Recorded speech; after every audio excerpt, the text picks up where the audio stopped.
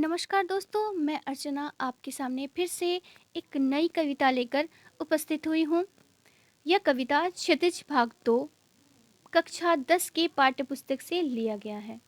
कविता का नाम है उत्साह एवं इसके रचनाकार है सूर्यकांत त्रिपाठी निराला जी। आइए हम पाठ प्रवेश पढ़ते हैं। उत्साह एक आह्वान गीत है जो बादल को संबोधित है। बादल निराला का प्रिय विषय है।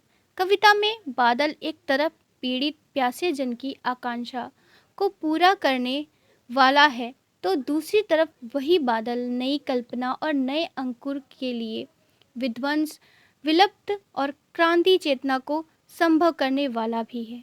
कवि जीवन को व्यापक और समग्र दृष्टि से देखता है। कविता में ललित कल्पना और क्रांति चेतना दोनों है। सामाजिक क्रांति या बदलाव में साहित्य की भूमिका महत्वपूर्ण होती है। निराला इसे नवजीवन और नूतन कविता के संदर्भ में देखते हैं। आइए हम कविता की पंक्तियां पढ़ते हैं। बादल गरजो, घेर घेर घोर गगन, धाराधर ओ, ललित ललित काले घुंघराले, बाल कल्पना के से प्याले, विद्युत छवि उर्मे कवि नवजीवन वाले, व्रत छिपा नूतन कविता, फिर भर दो बादल गरजो।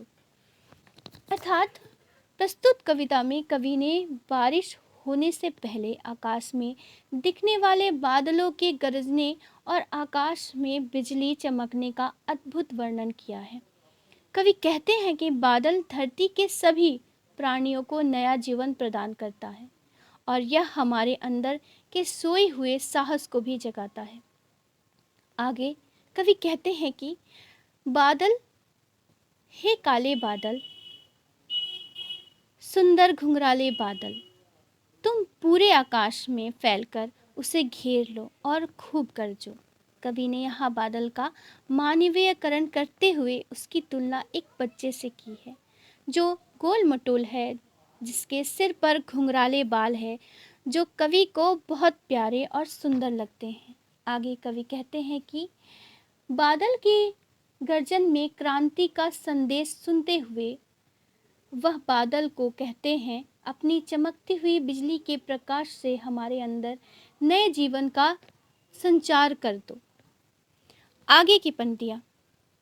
विकल विकल उन्मन थे उन्मन, विश्व के निगाद के सकल जन, आए अज्ञात दिशा से अनंत के घन, तप्त धरा जल से फिर शीतल कर दो बादल गरजो। कवि बादलों को क्रांति का प्रतीक मानते हुए यह कल्पना कर रहे हैं कि वह हमारे सोए हुए पुरुषार्थ को फिर से जगाकर हमें एक नया जीवन प्रदान करेगा, हमें जीने की नई आस देगा। कवि इन पंक्तियों के माध्यम से कहते हैं कि भीषण गर्मी के कारण दुनिया में सभी लोग तड़प रहे थे और तपती गर्मी से राहत पाने के लिए छांव व ठंडक की तलाश कर रहे थे। तभी किसी अज्ञात दिशा से घने काले बादल आकर पूरे आकाश को ढक लेते हैं, जिससे तपती धूप धरती तक नहीं पहुंच पाती। फिर बादल घनघोर वर्षा करके गर्मी से तड़पती धरती की प्यास को बुझाकर उसे शीतल एवं शांत कर देते हैं।